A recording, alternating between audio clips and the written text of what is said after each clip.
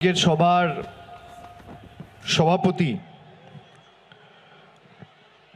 এবং রামপুরহাটের বর্ষিয়ান বিধায়ক আশিস বন্দ্যোপাধ্যায় সহ বীরভূম জেলা কোর কমিটির কনভেনর অনুব্রত মণ্ডল রয়েছেন, পূর্ব বর্ধমান জেলার দলের চেয়ারম্যান অপূর্ব চৌধুরী, জেলার সভাপতি রবীন্দ্রনাথ চ্যাটার্জি, মামাটি মানুষ সরকারে মমতা বন্দ্যোপাধ্যায়ের মন্ত্রিসভার অন্যতম 3 সদস্য চন্দ্রনাথ সিনহা, স্বপন দেবনাথ, সিদ্দিকুল্লাহ সাহেব আছেন, স্বপন দেবনাথ রয়েছেন, চন্দ্রনাথ সিনহা রয়েছে, রাজ্যসভার সাংসদ ভাই শামিরুল ইসলাম রয়েছে, লোকসভার বীরভূমের সাংসদ শতাব্দী রায়, বোলপুর লোকসভার সাংসদ অসিত কুমার মাল, ডক্টর শর্মিলা সরকার বর্ধমান পূর্ব লোকসভা কেন্দ্রের সদস্য রয়েছেন, জেলা পরিষদের সভাধিপতি কাজল শেখ রয়েছেন, পূর্ব বর্ধমান জেলা পরিষদের সভাধিপতি শ্যামাপ্রসন্ন লোহার, বিকাশ রায়চৌধুরী রয়েছেন, অভিজিৎ সিনহা লাভপুরের বিধায়ক রয়েছেন, নানুরের বিধায়ক বিধানচন্দ্র মাঝি, সাঁইথিয়ার বিধায়ক সদস্যা নীলাবতী সাহা, ময়ূরেশ্বরের বিধায়ক অভিজিৎ রায়, নলহাটির বিধায়ক রাজেন্দ্র প্রসাদ সিং, হাসানের বিধায়ক অশোক কুমার চ্যাটার্জি সহ মুরাডায়ের বিধায়ক মোশাররফ হোসেন, পূর্ব বর্ধমানের বিধায়ক যারা আছেন, আমি সকলকে একযোগে ধন্যবাদ জানাচ্ছি। আমি সবার নাম বলছি না, তার কারণ আমি 9টা সাড়ে 9টার সময় ছবি পেয়েছিলাম। আপনারা সকলে যারা আজকে সবাই এখনও উপস্থিত রয়েছেন, এখন প্রায় 3:45 বাজে। মানুষ সকাল 8:30 9টা থেকে ভিড় করা শুরু করেছে এবং যারা সকাল 9টায় এসে এই মাঠে পৌঁছেছে বা 10টায় পৌঁছেছে বা 11টায় পৌঁছেছে, তারা এই মাঠে পৌঁছানোর জন্য নিজেদের বাড়ি থেকে কমপক্ষে 2 ঘন্টা 2.5 ঘন্টা আগে বেরিয়ে, যারা পার্শ্ববর্তী জেলা বর্ধমান থেকে এসছেন, কেউ সকাল 6টায় বেরিয়েছেন, কেউ ভোর 5টায় বেরিয়েছেন। আমি আপনাদের কাছে প্রথমেই ক্ষমা প্রার্থী, আমার আসতে একটু দেরি হয়েছে, একটু কাল বিলম্ব হয়েছে। আমার এখানে 12:30 1টার মধ্যে বীরভূমে পৌঁছে গিয়ে 1টা থেকে 1:30টার মধ্যে তারাপীঠ মন্দিরে পুজো দিয়ে আপনাদের সভাস্থলে আসার কথা ছিল। আমার যে হেলিকপ্টারে করে আসার কথা, এখনো নির্বাচন শুরুই হয়নি, নির্বাচনের দিনকাল ঘোষণা হয়নি, নির্বাচনের দামামা হয়তো বেজে গেছে এসআইআর এর মাধ্যমে, কিন্তু নির্বাচন অফিসিয়ালি এখনো পর্যন্ত ঘোষণা করা হয়নি। তার আগে থেকেই বাংলা বিরোধী এবং জমিদারদের চক্রান্ত, আমার হেলিকপ্টারের একটা পারমিশন যেটা সকাল 11টায় দেওয়ার কথা ছিল, এখনো পর্যন্ত সেটা দেয়নি। আমি মধ্যেখানে ভাবছিলাম গাড়িতে করে আসব, 5 ঘন্টার রাস্তা, যদি 12টায়ও বেরোতাম এখানে পৌঁছাতে পৌঁছাতে 5টা 5:30 বেজে যেত। আমি বুদ্ধি খাটিয়ে, তাদের যা জেদ তার 10 গুণ জেদ আমার, আমি বুদ্ধি খাটিয়ে আমাদের পাশের রাজ্য ঝাড়খণ্ডের মুখ্যমন্ত্রী হেমন্ত সোরেনের সাথে কথা বলে তাদের যে হেলিকপ্টারটা ছিল সেটা আনালাম। সেই হেলিকপ্টারে করে 2 ঘন্টা দেরি হয়েছে, কিন্তু বিজেপির যা জেদ, বাংলা বিরোধী জমিদারদের যা জেদ তার 10 গুণ জেদ আমার। আমি যদি কথা দিই আমি কথা রাখি।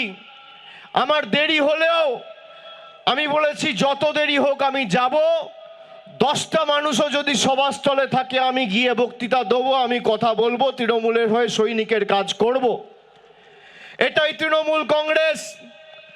আমরা কোনো ধমকানি চমকানি ষড়যন্ত্র চক্রান্তে কাছে মাথা নত বা নতি স্বীকার করি না। আমি মায়েদের ধন্যবাদ জানাই যারা এখনো অপেক্ষা করছেন 6 ঘন্টা 7 ঘন্টা ধরে যারা সভাস্থলে অপেক্ষা করে, আমি যেখানে তারাপীঠে নেমেছি 12 কিলোমিটার রাস্তা সভাস্থল পর্যন্ত, যতদূর গাড়িতে এসছি গাড়ির থেকে আসার সময় দেখছি রাস্তার দুপাশে দুধারে মানুষের জমায়েত। সাধারণ মানুষ থেকে তৃণমূল কংগ্রেসের রাজনৈতিক কর্মী সমর্থকরা যে কৃতজ্ঞতা ভালোবাসার ঋণে আমাকে আবদ্ধ করেছে, আমি তাদের কাছে চিরঋণী। আগামী দিন নির্বাচন যখনই ঘোষণা হোক, আমরা যে রাজনৈতিক লড়াই শুরু করেছি, যতই করো হামলা আবার জিতবে বাংলা, আপনাদেরকে অনুরোধ করতে এসছি যে গত নির্বাচনে 11টা আসনের মধ্যে বীরভূমের মানুষ দুহাত তুলে আশীর্বাদ করে তৃতীয়বার মমতা বন্দ্যোপাধ্যায়কে মুখ্যমন্ত্রী হওয়ার সময় যে অবদান রেখেছে এই জেলার মানুষ, 2011, 2016, 2021 কার্যত অনস্বীকার্য। 2026-এ চতুর্থবার মামাটি মানুষের সরকার হবে, কিন্তু এবার 10 নয় 11-0 তৃণমূলের পক্ষে বীরভূমের মানুষকে করতে হবে। আমি আপনাদের বলি, যে ষড়যন্ত্র যে চক্রান্ত বিজেপির নেতারা করেছে, বীরভূমের মানুষ গত 2024 সালের লোকসভায় 2টো আসন থেকে যে ব্যবধানে তৃণমূলের প্রার্থীদের জিতিয়েছে, আপনারা প্রমাণ করেছেন যে বাংলা বিরোধীদের, ষড়যন্ত্রকারীদের, বিভেদকারী সৃষ্টিদের এই পবিত্র মাটিতে কোনো জায়গা নেই। আমি ধন্যবাদ দিই বীরভূমের মানুষকে, যারা বারে বারে মমতা বন্দ্যোপাধ্যায়ের উপর অগাধ আস্থা, ভালোবাসা, আশীর্বাদ, দোয়ার হাত রেখেছেন। আমি আপনাদের কথা দিচ্ছি যে আগামী দিন নির্বাচনে তৃণমূল কংগ্রেসের একজন সৈনিক হিসেবে এটুকু আপনারা বিশ্বাস ভরসা রাখবেন, খালি বীরভূমের দায়িত্বটা আজকে যারা মাঠে আছেন তারা সবাই নিজের কাঁধে নিন। আমি বলেছি, যতই এসআইআর করুক আর যতই ষড়যন্ত্র করুক, তৃণমূল কংগ্রেসের আগামী দিন মানুষের দোয়া, আশীর্বাদ, ভালোবাসা নিয়ে ভোটের সংখ্যা বাড়বে, আসনের সংখ্যা বাড়বে, ভোটের শতাংশ বাড়বে। 214 পার করে তৃণমূল কংগ্রেস আরো শক্তিশালী হবে। আমরা ঘাস ফুলের দল, যত আপনারা আঘাত করেছেন, যত আপনারা তাতিয়েছেন, যত আপনারা প্রহার করেছেন, তৃণমূল কংগ্রেস তত শক্তিশালী হয়েছে। তারা ভেবেছিল তৃণমূল কংগ্রেসকে ধমকে চমকে চোখ রাঙিয়ে তৃণমূল কংগ্রেস সরকারের, মামাটি মানুষ সরকারের গরিব মানুষের টাকা আটকে দিয়ে মানুষকে শিক্ষা দেবে। আমি মায়েদের উদ্দেশ্যে বলতে চাই, যারা এখানে আছেন শুনে রাখুন, গত 4 বছর 5 বছর ধরে আমাদের সরকার যে লক্ষ্মীর ভাণ্ডার দিচ্ছে, 1 বছরে মমতা ব্যানার্জির সরকার 28,000 কোটি টাকা খরচা করে প্রত্যেক মায়েদের, প্রায় বাংলার 2,32,00,000 মহিলাদের, মায়েদের, বোনেদের সরাসরি ডাইরেক্ট ব্যাংক ট্রান্সফার করে লক্ষ্মীর ভাণ্ডার দিচ্ছে। এই বিজেপি নেতারা 2024, 2023-এর পঞ্চায়েত, আজ থেকে 2 দিন আগে বিজেপির একজন রাজ্য কমিটির নেতা, নাম তার কালীপদ সেনগুপ্ত, সে বক্তব্য রাখতে গিয়ে বলছে যে আমি স্বামীগুলোকে বলবো, যাদের বউরা লক্ষ্মীর ভাণ্ডার পাচ্ছে তাদেরকে বাড়িতে বন্দি করে রাখো। আপনারা সেই ভিডিও অনেকে দেখেছেন, শুনেছেন। আমি আপনাদের বলি, যতদিন মমতা ব্যানার্জি আছে, এরা আপনার লক্ষ্মীর ভাণ্ডারের দিকে চোখ তুলে দেখার বা আঙ্গুল তুলে কথা বলার ক্ষমতা পর্যন্ত রাখবে না। মমতা বন্দ্যোপাধ্যায়ের সরকার যতদিন থাকবে, আপনি যেভাবে মাসের প্রথমে লক্ষ্মীর ভাণ্ডার পাচ্ছেন সারা জীবন পাবেন। বিজেপির যত বড় শক্তি, যত বড় নেতা চেষ্টা করুক আটকাবার, আটকাতে পারবে না।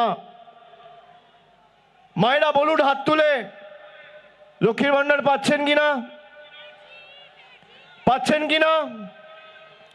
এই বিজেপি লক্ষ্মীর ভাণ্ডার আটকাতে চায়। এদেরকে যোগ্য জবাব দেবেন কিনা, উচিত শিক্ষা দেবেন কিনা। আমি আপনাদের রেকর্ডিংটা শোনাচ্ছি। বিজেপির নেতার কথা, আমার কথা নয়, আপনারা নিজে শুনুন। দুধ কা দুধ, পানি কা পানি, কে সত্যি কথা বলছে আর কে মিথ্যে কথা বলছে। বিজেপির রাজ্য কমিটির মেম্বার, সে ভাষণ দিয়ে বলছে যে লক্ষ্মীর ভাণ্ডার যারা পেয়েছে তাদেরকে বাড়িতে আটকে রাখতে হবে। শুনুন।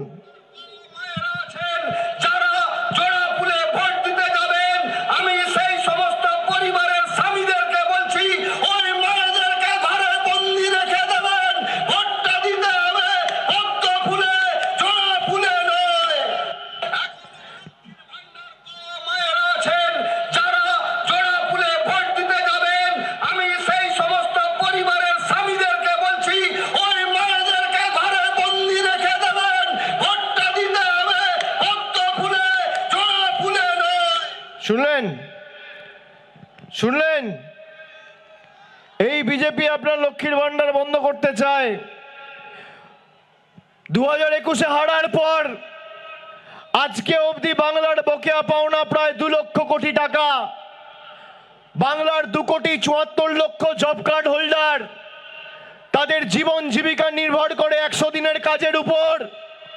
তাদের টাকা বন্ধ।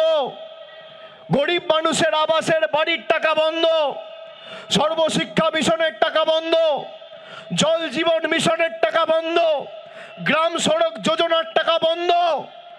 আগামী নির্বাচনে বিজেপির রাজনৈতিক ভবিষ্যৎ বন্ধ করে এদেরকে ঝেঁটিয়ে যে কটা ছাইপাস পড়ে আছে বিদায় দিতে হবে।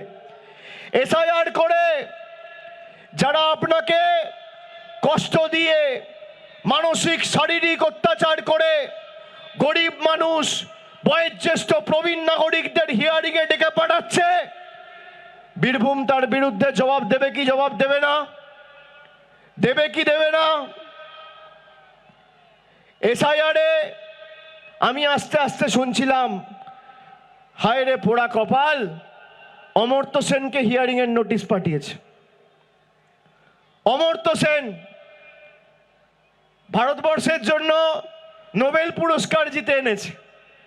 দেশের নাম যে বিশ্বসভায় বিশ্ববন্দিত করেছে, যাকে দেখে, যার মাধ্যমে দেশকে লোক চেনে জানে, যার হাত ধরে দেশ সমৃদ্ধ হয়েছে, সেই অমর্ত্য সেনকে এসআইআর এর নোটিশ পাঠিয়েছে। কালকে দেখছি বাংলা সিনেমার উজ্জ্বলতম নক্ষত্র অভিনেতা দেব, তাকে হিয়ারিং নোটিশ পাঠিয়েছে। মোহাম্মদ শামি, যে ওয়ার্ল্ড কাপে খেলে দেশের জন্য বিশ্বকাপ জিতেছে, তাকে এসআইআর এর নোটিশ পাঠিয়েছে। নোটিশ পাঠিয়ে আনম্যাপ করে দেওয়ার চক্রান্ত। যারা বাংলার মানুষকে আনম্যাপ করতে চায়, আগামী দিন সেই বিজেপির ছাইপাসগুলোকে বাংলা থেকে আনম্যাপ করে চিরতরে ঝেঁটিয়ে বিদায় দিতে হবে। এই লড়াই সেই লড়াই। বিজেপির নেতাগুলো, বিশেষ করে বীরভূম জেলায় যে নেতারা রয়েছে, ধ্রুব সাহা চিটফান্ড কেসে অভিযুক্ত, যত কম বলা যায় তত ভালো। সুনীল সোরেন এসটি সেলের সভাপতি ছিলেন, তিনি একজন মহিলাকে বিয়ের মিথ্যে প্রতিশ্রুতি দিয়ে বছরের পর বছর ধর্ষণ করে জেলে বন্দী ছিলেন। আগের জেলা সভাপতি সন্ন্যাসী, কি নাম, চক্রবর্তী, সন্ন্যাসী চরণ মণ্ডল, তার বিরুদ্ধে আর্থিক তছরূপের অভিযোগ বিজেপি কর্মীরা তুলেছে। রাজ্য কমিটির মেম্বার জগন্নাথ চট্টোপাধ্যায়, তার বিরুদ্ধে বিজেপি কর্মীরা লিখিতভাবে বিজেপির সর্বভারতীয় সভাপতিকে বলছে সিউড়িতে প্রচুর সম্পত্তি করেছে, কলকাতায় রাজারহাট নিউ টাউনে ফ্ল্যাট কিনেছে।